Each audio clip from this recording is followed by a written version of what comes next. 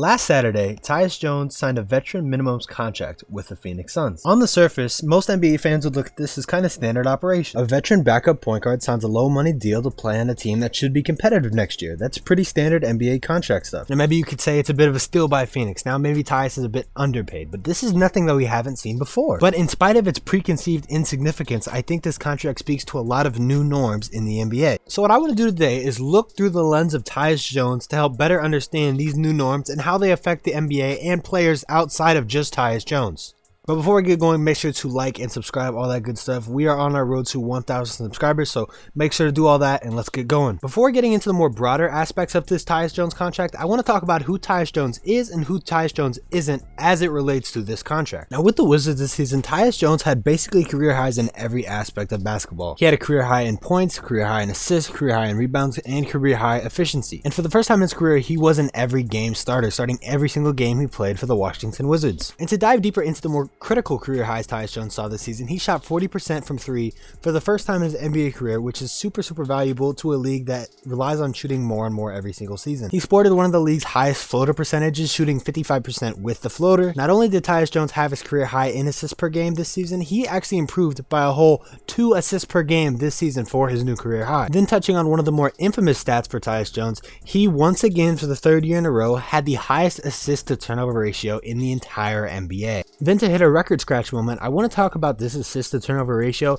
and how I think it's both good for Tyus Jones and bad for Tyus Jones. When you look at the assist to turnover ratio stat, I look at it more as a risk-taking stat. Now I think that then leads us to crossroads, where you can look on the positive side and say, hey, Tyus Jones doesn't take many risks, but he limits turnovers, and turnovers are something that have plagued basketball teams since the inception of basketball. So limiting turnovers is objectively a very impactful thing and good thing for Tyus Jones. Or you could go down the other path and look at it a bit more negatively and say, hey, Tyus Jones isn't an elite playmaker because he simply does not take risks. He's going to make the easy pass rather than the hard pass, even if the easy pass isn't necessarily leading to points so much as the hard pass would have been, even if there's a chance for a turnover. Now looking at this chart that graphed Tyus Jones' assist diet, you can see almost half of Tyus Jones' passes come from just hitting the next man. In other words, Tyus Jones is playing it very safe. A lot of his assists come from strictly having the ball up top and hitting guys who are open for shots. Now obviously that creates points, that creates shots, which is objectively very important and adds value.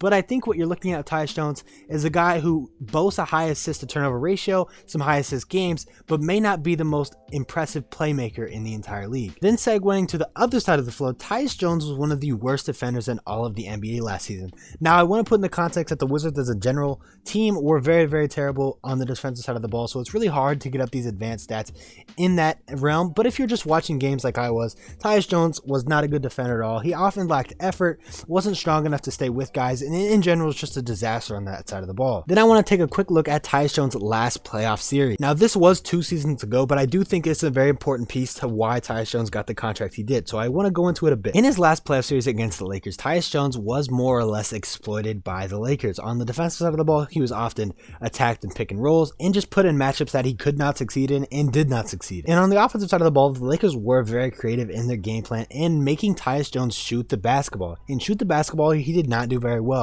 And as well as that, they kind of jammed him up to where he couldn't get the easy passes as that relates to him not being so much of a risk taker as a playmaker, and they kind of exploited that and effectively played Tyus Jones off the court. Now having hashed out all the good and all the bad about Tyus Jones, if we look at this chart I have listed from campaign minimum contract to Luka Doncic supermax contract, I think you would expect Tyus Jones to fall closer to campaign, but still in that like $20 to $10 million range. But that's not where we find Tyus Jones. We find Tyus Jones with campaign signing a minimum contract. And as I just went through, Tyus Jones is not a perfect player by any means, but he's certainly a valuable player. He adds value to a team.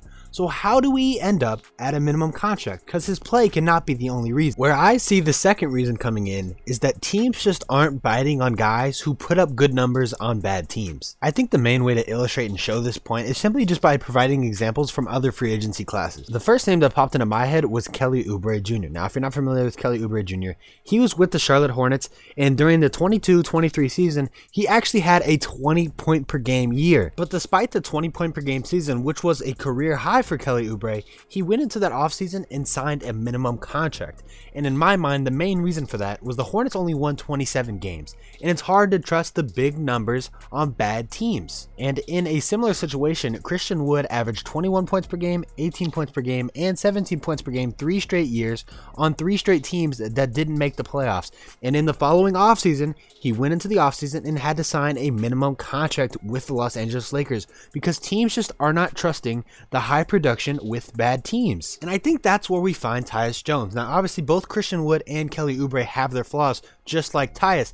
But when you're putting up good numbers on bad teams, those flaws become more relevant, and thus that can affect your upcoming contract, which is what I think we saw in Tyus Jones signing a minimum contract. And lastly, what might be the biggest reason for Tyus Jones signing a minimum contract? The new collective bargaining agreement signed last season has effectively killed the NBA's middle class. Now, the new collective bargaining agreement is a very complicated document with a lot of different nuances and reasons why I think it's destroying the NBA middle class, but I'll try to sum it up for you here. Now, the way the NBA salary cap has always worked was it was never a hard cap. It was always a very soft cap. But if you went over that soft cap, then you would be taxed more heavily. So if the soft cap is at $130 million and I am a team that spends $147 million, that means that $17 million that I went over is going to get taxed when I pay it back to the league. But in this new collective bargaining agreement, the NBA modified that a little bit with the same structure of the soft cap, but now for when you go over the soft cap, you now run into these things called the first and second apron. And going beyond these different aprons leads to different penalties beyond just being taxed, such as losing different draft picks, losing different draft capital, losing ways to acquire and get off of different players. And while many of the richer owners could dive headfirst into the NBA's salary cap and go over the soft cap, now they have to think about it more strategically, where they can't just throw money at it and just pay a tax. They have to look at it with the penalties in mind. And what that has done to the mindset of teams is that they are being very restrictive with how they spend money and where they spend their money. And at the moment, what seems to be the more prevailing strategy of team building is maxing out your top key players and filling everybody out with more minimum or lower end contracts. Take the Phoenix Suns, for example, where Tyus Jones actually signed. The Phoenix Suns have 3 max players: Bradley Beal, Devin Booker, and Kevin Durant. And beyond that, they're basically limited to signing only minimum contracts. So when you look at the teams across the league and contending teams, they're likely to have a group of maxed out players that are their core of their team and fill out the rest of the roster with minimum contracts or lesser contracts. So where that's currently left the NBA is that contending teams are often very cap restrained, and teams with salary, usually the bad teams, don't have a need for these higher end role players who would normally get that minimum wage contract like a Tyus Jones. It then sticks players like Tyus Jones between a rock and a hard spot, where if you want to go to a good team where you're better utilized with your skill set, you're going to have to sign for lesser money.